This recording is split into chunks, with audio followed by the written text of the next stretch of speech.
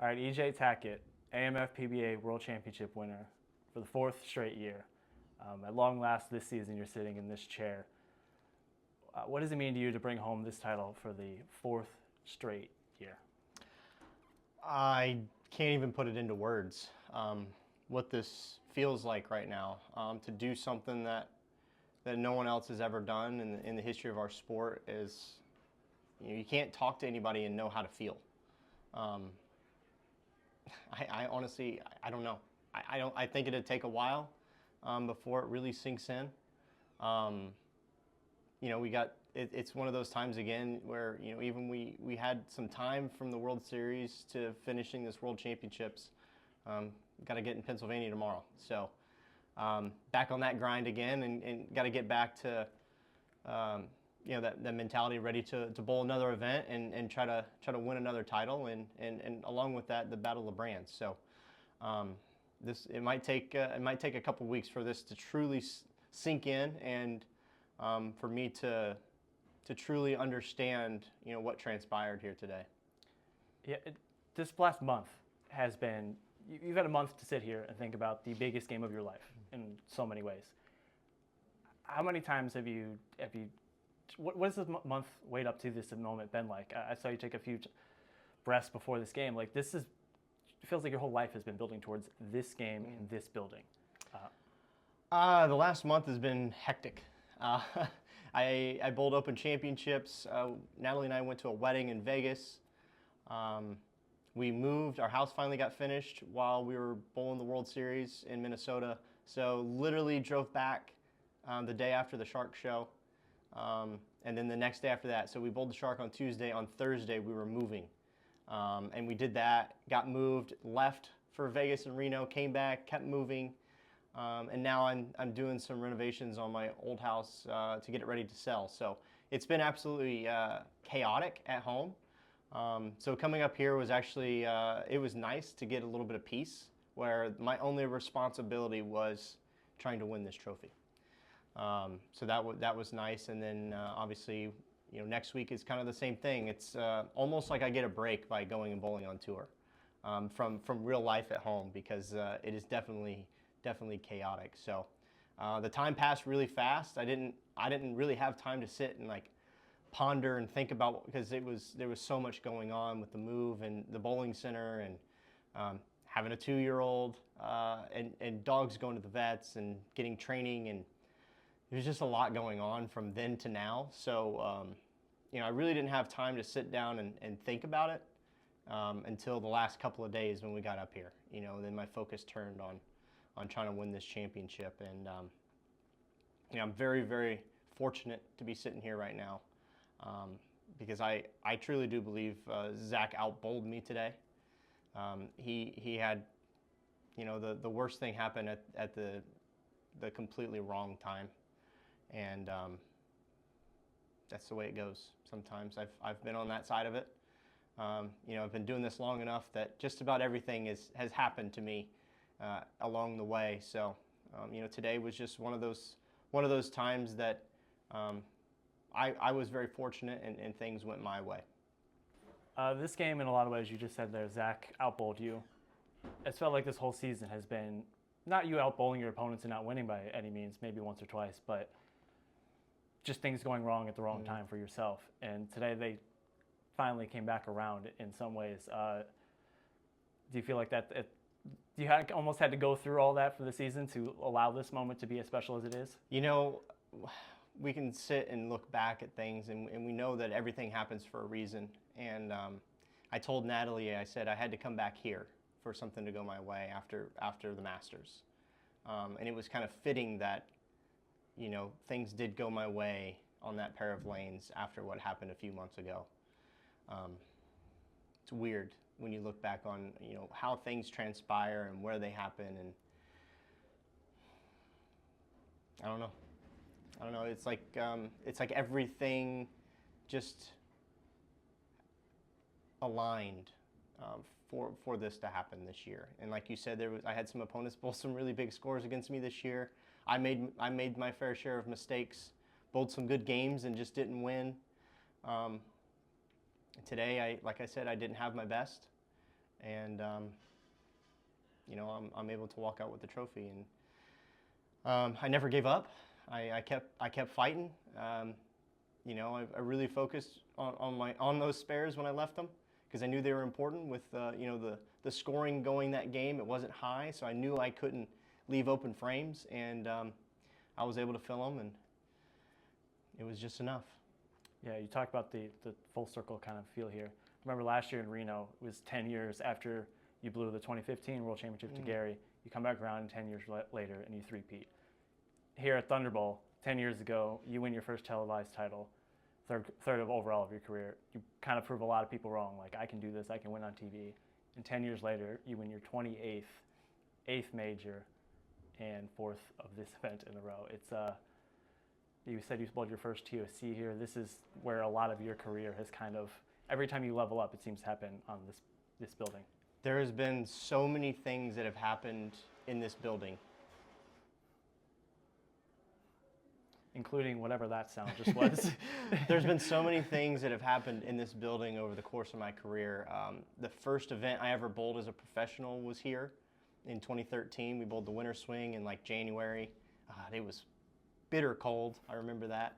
I had bowled a few events. I bowled the U.S. Open a couple of times. I bowled the Masters a couple of times prior to that, but I was never a member then. So my first national PBA Tour event as a member was here at Thunderbolt. My first TOC was here in 2014. My first televised win was here in 2016. The first time I won in front of my son was here in 2024. And then now here in 2026, becoming the first player to win 4 consecutive titles, let alone major championships, and be able to have Tripp here again for that. I mean, this seems like as time goes on, just more and more special things happen here at Thunderbolt for me, and I'm glad we're able to come back. And I'll always look forward to coming back here. The people here have always been unbelievable. Obviously, when Tom was around, he took care of the players extremely well, and the fans in Detroit are they always fill the place. They're always rowdy in a good way, and I don't know. Strobel Arena is just a fun place to be. Mm-hmm. You threw the double there in the 5th and 6th. There's a little pause, and then the entire crowd just starts chanting EJ, EJ. And I heard one guy yell, like, "Do you believe?" like crazy loud. What is it like to compete in an environment like that? It's what you dream about as a kid. You dream about being on a stage in front of a camera, in front of millions of people, with an opportunity to win a championship. And I've been very fortunate to have that be true a bunch of times in my career, and now in major championships have it won 8 times. Is I don't know, it's all surreal. You have times where you kind of flash back to when you were a kid, and I know I do for sure, of practicing and saying, hey, I need to throw this double in the 10th to beat Norm Duke at the U.S. Open, and then that actually come true 15 years later, winning the U.S. Open, at historic Woodland Bowl, throwing 2 strikes to win. It's crazy how you do some things as a kid and you dream big. And I'm a very lucky person that actually gets to live that. And I know not everybody does, and I'm very thankful and grateful for it. You grew up mostly playing golf and bowling, obviously there. Mentioned doing big things. I was doing some research on other 4-peats and other sports. The last guy in golf to do it was in the 1920s. Walter Hagen won 4 in a row, but it was like the format was weird and all that. So essentially, no golfer has even 4-peated a tournament. No bowler has ever 4-peated a tournament. Only tennis players, and they get to, Well, I think the only other person you can put in that category is Jimmy Johnson, winning 5 championships in a row. So we can't forget about him, because he did do that. But it's, in the sports world, I've joined a list of very, very few individuals in the history of ever. And I don't even know what to think about that. No one can ever take it away, that's for sure. Well, there was a brief moment there where you almost fouled, and I'm sure you had to kind of take a deep breath. So for a second there, someone almost took away strike from you, Yeah, and but- that person would have been me. But yeah, that was a kind of a crazy moment, and I know Ed was out there watching the line. I felt my foot slip a little bit. I didn't think that I had fouled. It didn't feel like it. Obviously, that kind of motion happens. I don't want to say often, but it does happen to me throughout events. You get a little bit of something on your shoe and you slip a little. But I didn't feel like I fouled. But we had to go to the cameras and review. And I talked to Ed afterwards, and he was like, I was shaking so bad. I was like, no, you were doing your job, and you did exactly what you're supposed to do. And then I told Tony the same thing. I told him, I said, I know you would make the correct decision either way, and I respect both of those guys. They did their job, and they did exactly what they should have done. And I would say the same thing had it been the other way. Yeah. You did your job out here as well. You and Brett have this kinetic kind of connection here. What was your game plan going in this? You were playing way farther left than anyone else did throughout the day here. What went into that strategy? It was just trying to find some oil in the front part of the lane to make sure that I didn't feel like I had to throw the ball kind of through the middle part of the lane, and I did that with where I played on the lane, and also with ball choice. I chose a ball that was a little bit cleaner, so that way I didn't feel like I had to force it through that middle part of the lane. And actually, this time I think the right lane, it was actually the easier of the two. I kept moving left on the left lane, and the ball just kept overhooking and overhooking. So I don't know. The game plan was break them down a little bit, and we did that. And then it was just like you said, just try to stay a little bit left of everybody, so that way I knew my ball was in fresh oil, and I didn't feel like I had to throw it through the middle part of the lane, because when you do that, you get what happened in the ninth. And that was all me. That was just a bad shot, but that becomes a lot easier to do when you're trying to force the ball through the middle part of the lane. 2 years ago, when you won the World Championship here, similar-ish pattern, but you're bowling against all lefties. What experiences, knowledge from something like that? Obviously, you've bowled tons of shows here, including one 2 months ago. But what can you learn from this pair of lanes, and how do you apply that year over year, even when so many variables change? Yeah, I mean, the characteristics and topography of the lane don't really ever change, and we know that pretty well.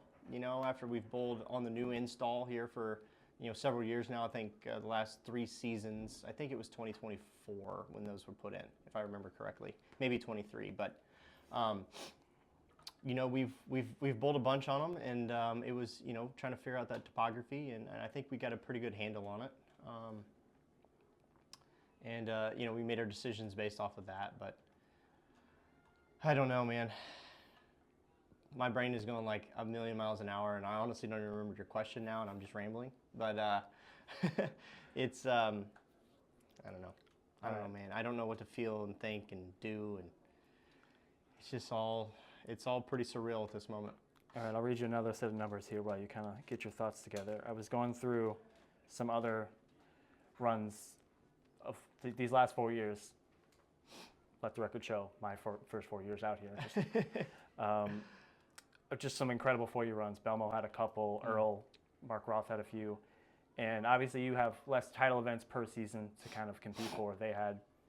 Earl had 120 a few times over a 4-year stretch. You've only had 71 from 23 through the end of this season.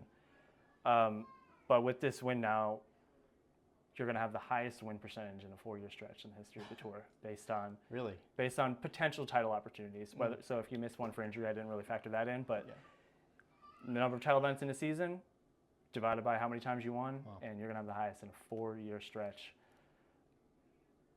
It's pretty impressive. That's incredible.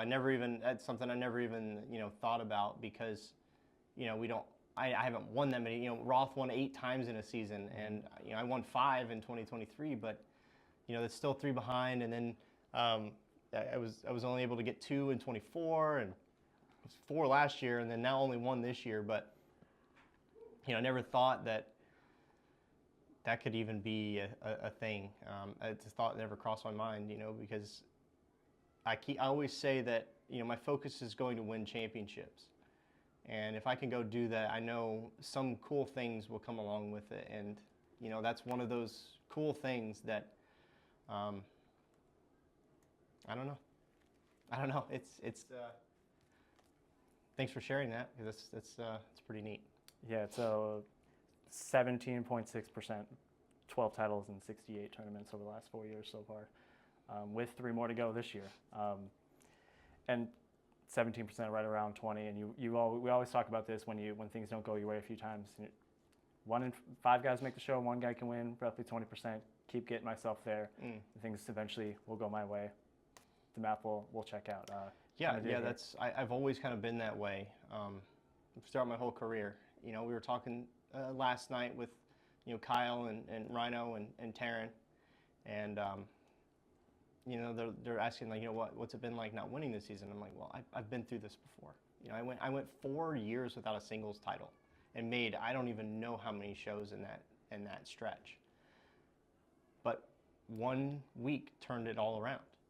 And I've been on these ups and downs, and I know that I have to, when I lose like I did at the Masters, you have to move forward. You have to stay positive. You have to tell yourself that, how great did I bowl to put myself in that position, even though it didn't work out. I have to continue to do that. I have to continue to perform in putting myself in those positions, because you can't win unless you're actually there.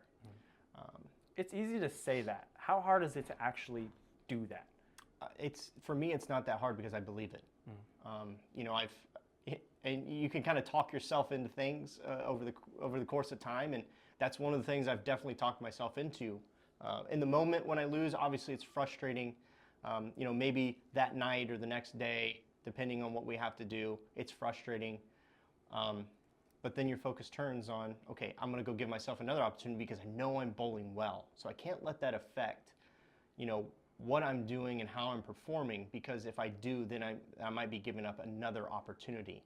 And that's just how I view it. And I try to stay that way, and I've done a really good job at it, over the course of my career. And I've had some long stints where, I could have gotten, in a dark place, but I was able to stay positive and just go put myself in those positions to be able to win championships.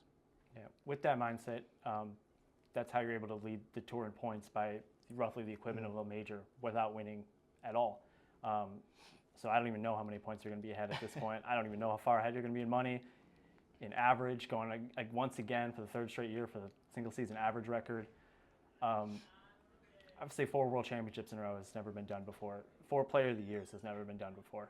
And with the title, you're going to be on the ballot. You can relax a little bit there. Yeah. But talking around to some other bowlers, I believe Brandon Bonte even said something along the lines of, if EJ won a 3-game sweeper where we gave a title, we would vote for him for Player of the Year, or at least I would. Now you just won a World Championship. Player of the Years, look, nothing's a lock. Wilkins could go win the next 3 and change everything here. But as of right now, you're the clear front runner for a 4th straight Player of the Year that no one has ever done before in this sport. What do you make of that at this point? Well, I mean, the good thing is I actually have a chance. Winning here today gave me that opportunity, got me on the ballot. And the rest is up to my peers. I've always said it that way. There's nothing that's guaranteed. Obviously, a lot of guys have come up and told me that, hey, if you win this, you're Player of the Year. And that's their opinion. I don't know if everyone thinks that way. We just have to wait and see. Obviously, I've done enough now that it definitely becomes a possibility. So with 3 events left, obviously I'm going to go try to win all 3 and make that decision a lot easier for everyone else, and take it away from someone else like Brandon or Zach Wilkins to go win a couple more titles and make themselves a clear front runner. So I've got some work ahead of me yet, and hopefully I can go perform well and hopefully try to snag at least 1 more win closing out this season, and make my case even stronger. Yeah, next week we're going to Pennsylvania, the Norm Duke Open. I've seen you get choked up about winning the Pete Weber Classic, but I know Norm is a particular special place in your heart here. How excited are you for this opportunity to go win a Duke? That would be absolutely incredible. Norm has been an idol and someone that I've looked up to since I was 10 years old. And at this point in my life, to be able to call him a friend is something that's pretty surreal. And to be able to even go bowl an event named after him is something pretty special. And I hope I can perform well enough to have an opportunity to win that championship, because that one would mean quite a bit to me. I know. Last question, I think, from here. No promises. Over the last few years, just watching you compete out here, I know you don't care too much about what others think of you. You let you do your own thing here. But I remember that 23 U.S. Open, and I forget who asked you, but they asked about the 22 U.S. Open of the 2022 season, and this quote has been stuck in my head ever since. Was I lost? That was kind of the whole story. And then you went out and you won that. People said you couldn't win under pressure. You couldn't throw it when you needed under pressure. And then I saw you double to win the U.S. Open, double to win the World Championship, double to win the World Championship again. And now we're at a point where everyone is like, why didn't EJ win?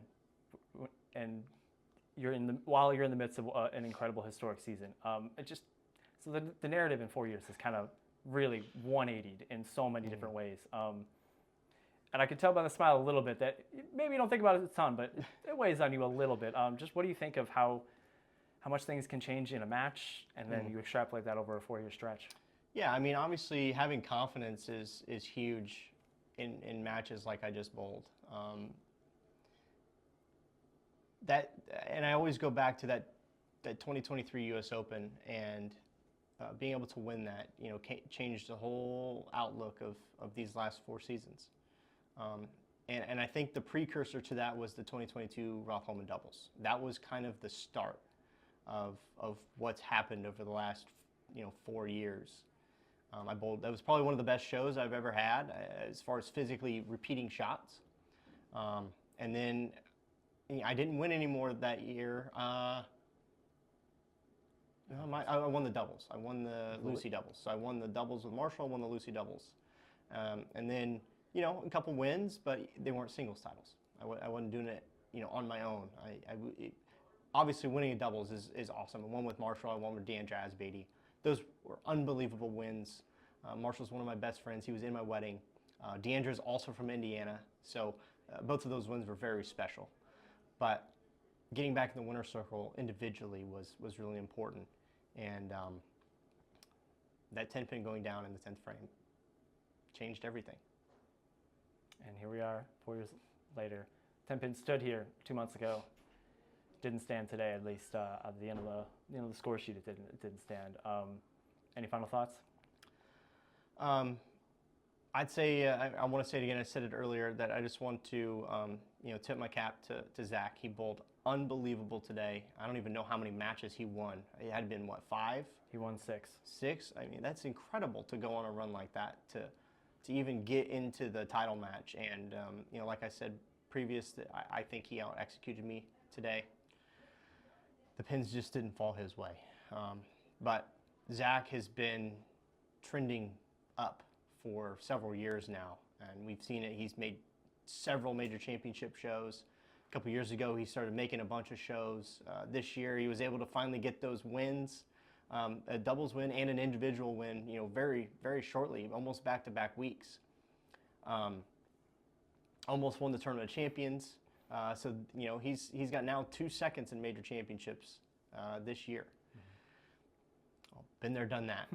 Obviously, I have 2 seconds as well this year. So I just want to tip my cap to him because he's had an incredible season, and there's no doubt in my mind that he'll be hoisting a major championship trophy.